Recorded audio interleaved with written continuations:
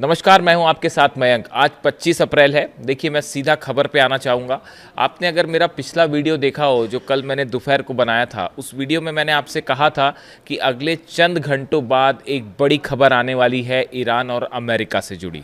और देखिए, करीब 6-7 घंटे बाद वो खबर आ गई। ईरान के विदेश मंत्री अब्बास अराक्ची साहब इस्लामाबाद में हैं। ये खबर जो है बीती रात जैसी ही सामने आई, देखिए मैं पूरी रात इसको फॉलो करता रहा, इस खबर को। वाइट हाउस में क्या हो रहा है उसको फॉलो करता रहा। और अब जो खबरें हैं आप देख सकते हैं कि अब्बास अराक्ची साहब जो हैं वो इस्लामाबाद में हैं। इसके बाद वो ओमान जाएंगे और उसके बाद वहाँ से रूस भी जाएंगे। अमेरिका की तरफ से जो बयान आ रहे हैं कि स्टीव विटकॉफ और जेडी कुशनर जो हैं वो इस्लामाबाद पहुँचने वाले हैं। मेरे बड़े सारे दर्शक भी ये बात पूछ रहे हैं कि मयंक भाई अब आगे क्या होने वाला है, ये बताइए। क्या कोई बातचीत होने वाली है या आगे अब क्या होगा, जंग होगी या जो भी होगा। देखिए, ईरान के विदेश मंत्री अब्बास अराक्ची साहब अचानक इस्लामाबाद कैसे पहुँचे, इसके पीछे एक लंबी सी कोशिश है। देखिए, सबसे पहले खबर आती है कि जनरल मुनीर की पेजिशकियान साहब से ईरान के राष्ट्रपति से 1 घंटे तक बात हुई। ये मैं आपको एक दिन पहले की बात बता रहा हूँ। करीब 1 घंटे की मुनीर ने जो है, जनरल मुनीर ने फ़ोन किया पेजिशकियान साहब को और 1 घंटे तक बातचीत की। उसके बाद खबर आती है कि मुनीर का फ़ोन जाता है बीजिंग और उन्होंने जिनपिंग से फ़ोन पर बात की। उसके बाद खबरें ये आई कि चीन की तरफ से एक कॉल गया तेहरान, और हो सकता है कि खुद जिनपिंग ने बात की हो या हो सकता है उनके विदेश मंत्री ने, चीन के विदेश मंत्री वांग यी ने अब्बास अराक्ची साहब से फ़ोन पर काफ़ी देर बात की। देखिए, ये आपको ये सब फॉलो करना पड़ेगा, ट्रेल्स, ये समझने के लिए कि आखिर होने क्या जा रहा है। देखिए, मैंने जब ये खबर आई थी कि जनरल मुनीर ने 1 घंटे तक बात की है, तभी मैं ये समझ गया था कि एक बार फिर से जो है वो चीन को, मैं आपको बता भी चुका हूँ कि चीन को लूप में लेकर एक बार फिर से ईरान को जो है वो टॉक्स टेबल पर लाने की कोशिश है। इस समय जो हालात हॉर्मूज में हैं उसमें आप ये बात समझिए कि चीन को बड़ा नुकसान हो रहा है इस लिहाज से, क्योंकि उसके जितने शिप्स पहले निकल रहे थे अब उतने नहीं निकल रहे हैं, क्योंकि हालात तनावपूर्ण है, कम निकल रहे हैं। चीन के शिप्स निकल रहे हैं वहां से, लेकिन जितनी संख्या में जब ओपन था पूरी तरफ से हॉर्मूज, उतने शिप्स अब नहीं निकल पा रहे। ऑब्वियस सी बात है कि तनाव है वहां पे। तो ऐसे हालात में ये बात तो साफ है कि ऑयल के लिहाज से, सप्लाई के लिहाज से चीन को नुकसान हो रहा है। अब इस बीच में जो खबरें हैं, जो डिफेंस एक्सपर्ट्स ये बात कर रहे हैं, और जो खबर है, देखिए ईरान की तरफ से बात साफ कर दी गई है कि ये किसी तरह की कोई डील को लेकर कोई बातचीत नहीं होने जा रही है। और पर्दे के पीछे ऑफ द रिकॉर्ड्स भी अगर कोई बातचीत होती है तो किसी डील को लेकर कोई बातचीत नहीं होने वाली है। अगर किसी तरह की कोई चर्चा होती भी है विदेश मंत्री के साथ, ईरान के विदेश मंत्री के साथ, तो वो सिर्फ इस मुद्दे पर हो सकती है कि आगे के दौर की क्या कोई बातचीत की जाए या नहीं। देखिए, इस बात को समझिए, 2 अलग अलग चीज है। इस मुद्दे पर बात करना कि आगे कैसे बात होगी या बात करनी है या नहीं, इसका मतलब किसी डील पर कोई बातचीत होने जा रही है, ऐसा कतई नहीं है। अमेरिका की तरफ से क्या बयान आया है कि स्टीव विटकॉफ और कुशनर आ रहे हैं, जेडी वेंस नहीं आ रहे हैं। कुशनर और स्टीव विटकॉफ के लेवल पर कोई चर्चा नहीं हो सकती, कोई डील नहीं हो सकती। यानी ये अगर किसी भी तरह का कोई मैसेज का आदान प्रदान होता भी है तो वो सिर्फ इस मुद्दे को लेकर हो सकता है कि अगले दौर की बातचीत किस गाइडलाइन पर की जाए, बातचीत कैसे की जाए।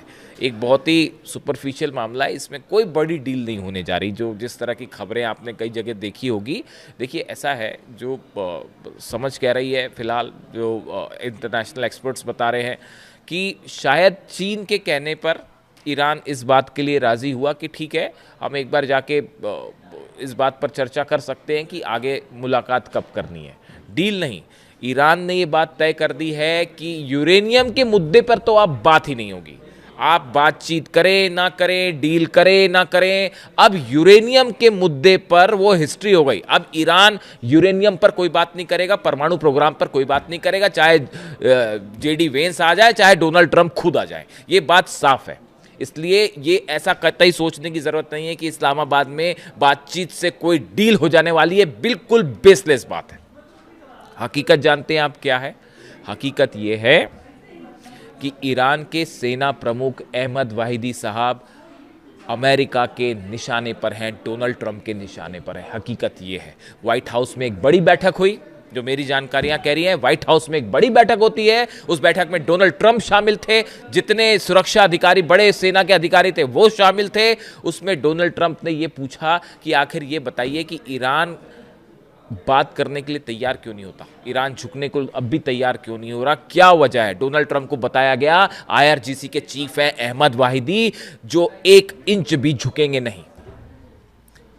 उसके बाद एक बड़ा प्लान तैयार हुआ है, जैसी खबरें हैं सूत्रों से, कि अहमद वाहिदी साहब ईरान के सेना प्रमुख अब अमेरिका के निशाने पर हैं और उनको लेकर एक बड़ा असैसिनेशन की कोशिश हो सकती है। 2 तरह का प्लानिंग है अमेरिका की, एक कि आप वॉर करते हुए हमले करें, उसका भी प्लान मैं आपको बता देता हूं कि कैसे क्या डेवलपमेंट्स हो रहे हैं, और दूसरा है कि आइसोलेशन में असैसिनेशन अटेम्प्ट किया जाए अहमद वाहिदी साहब के ऊपर। देखिए, मैं आपको पहले ही बता चुका हूँ, अहमद वाहिदी साहब वो शख्स हैं जो कासिम सुलेमानी साहब थे ईरान के जनरल, उनके स्कूल्स ऑफ मिलिट्री से निकल के बाहर आए हैं। यानी कहने का मतलब ये है कि उनके ही सिद्धांतों को, उनकी ही स्ट्रैटेजी को, उनकी ही पॉलिसी को, उनकी ही रणनीति को फॉलो करके अहमद वाहिदी साहब आगे बढ़े। जो कासिम सुलेमानी साहब ने चीज़ें तैयार की थी, प्लान तैयार किया था, जो वो सोच रखते थे, तो डोनाल्ड ट्रंप जब कासिम सुलेमानी साहब से इतने बुरी तरह से परेशान थे कि उनका असैसिनेशन करना पड़ा, तो उसी लाइन पे अब अहमद वाहिदी साहब भी है। तो वो इतना 1 इंच भी नहीं झुकेंगे डोनाल्ड ट्रंप के सामने और अमेरिका के सामने, ये बात तो तय हो चुकी है। यूरेनियम पर कोई बात नहीं होगी। ईरान के सेना प्रमुख ने, आईआरजीसी के प्रमुख ने यह कह दिया है कि अब बातचीत हो ना हो, यूरेनियम और परमाणु के मुद्दे पर तो अब हम कोई बात ही नहीं करेंगे, चाहे जो करना पड़ जाए।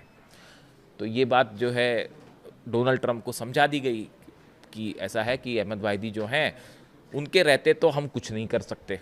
तो इसीलिए एक बड़ा प्लान तैयार हुआ है उनकी असैसिनेशन का, और जिसको लेकर अच्छा खासा अलर्ट है, और ये बात ईरान तक भी है, ईरान भी इस बात को अच्छे से समझ रहा है, रूस भी समझ रहा है।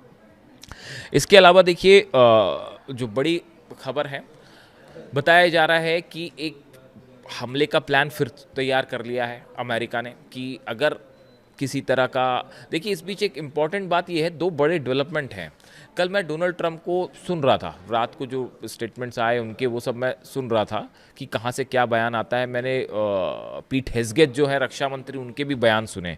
डोनाल्ड ट्रंप ने कल 2 ऐसी बातें कही हैं जो कि नई है। देखिए, डोनाल्ड ट्रंप के सामने समस्या क्या है पता है? डोनाल्ड ट्रंप के सामने, अमेरिका के राष्ट्रपति जो है, उनके सामने समस्या ये है कि वो क्या बोलते हैं उनको खुद नहीं पता होता, कौन सी चीज़ छुपानी है, कौन सी चीज़ बोलनी है, उनको यही नहीं पता। देखिए, दुनिया भर में बड़े सारे एक्सपर्ट बैठे हुए हैं जो हर चीज़ पकड़ लेते हैं। तो देखिए, कल उन्होंने ना, मैं उनकी बात ध्यान से सुन रहा था, उन्होंने 2 चीज़ें ऐसे बोली जो वो पहले नहीं बोल रहे थे, अगर आपने नोटिस किया हो। उन्होंने कहा कि हमारे पास अभी बहुत वक्त है, वो हमेशा जल्दबाजी में नज़र आए। देखिए, ये जब से वॉर हुआ, पिछले जितने भी दिन हो गए, इस वॉर के दौरान डोनाल्ड ट्रंप हमेशा जल्दबाजी में नज़र आए। आप उनके बयान देखिए कि अब ईरान के पास वक्त नहीं है, अब ईरान को जो है वो इतने दिनों के अंदर फैसला लेना होगा, बस 3 दिन बाद, नहीं तो हम ईरान को तबाह कर देंगे, ऐसा कर देंगे, वैसा कर देंगे।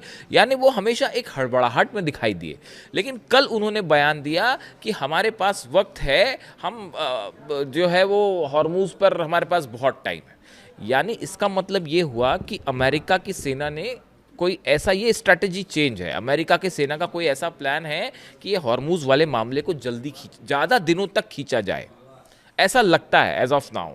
हो सकता है कोई मिलिट्री स्तर पर ये फैसला हुआ हो, उसकी क्या वजह है वो भी हम बात करेंगे। और दूसरी बात उन्होंने कही कि ईरान हमें कोई प्रस्ताव देना चाहता है।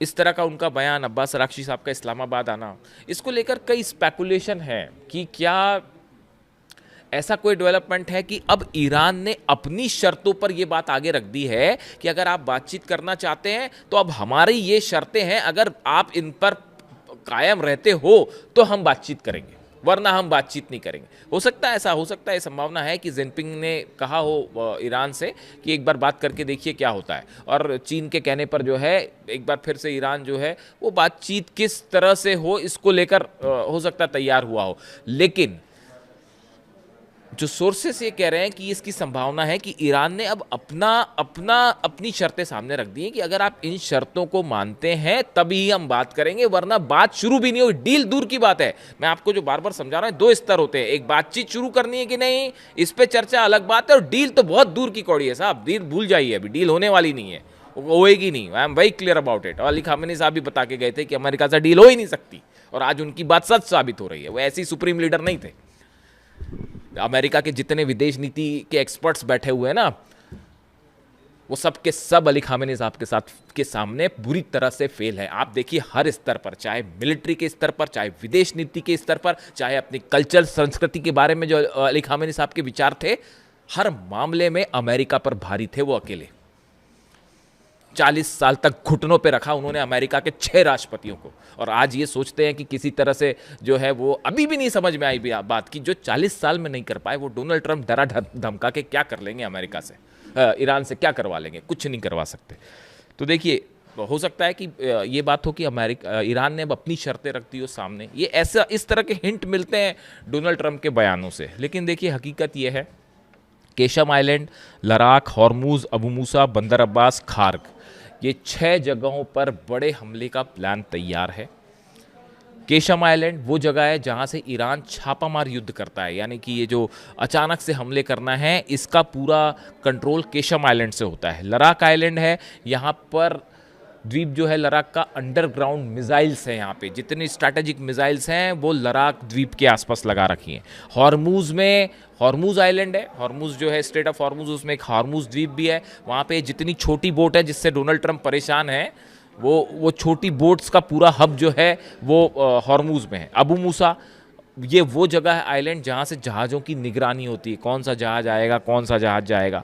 बंदर अब्बास तो नेवी का हेडक्वार्टर है, आप जानते ही हैं, और खार्ग से 90% ऑयल ईरान का एक्सपोर्ट होता है। ये वो 6 जगह हैं जहाँ पर सीधा हमले की तैयारी है, और बताया ये भी जा रहा है कि शायद इसका फैसला भी हो चुका था, लेकिन फिर ये सोचा गया कि भाई ज़्यादा नुकसान हो जाएगा पलटवार में, इसलिए इस प्लान को एक बार देखिए। वो हकीकत ये है कि ये डोनाल्ड ट्रंप ने प्लान को ओके कर दिया था, लेकिन पुतिन की खुफिया एजेंसी केजीबी ने इसकी जानकारी दे दी ईरान को। हकीकत ये है, और वो प्लान उनको चेंज करना पड़ गया। ये हमले 3 से 4 दिन पहले होने वाले थे, जो मेरी इन्फॉर्मेशन है उसके मुताबिक ये हमले 3 से 4 दिन पहले हो जाते, लेकिन रूस ने जानकारी जो है ईरान को दे दी, और ईरान ने उसके हिसाब से अपनी तैयारी शुरू कर दी थी, इसलिए ये हमला टालना पड़ा।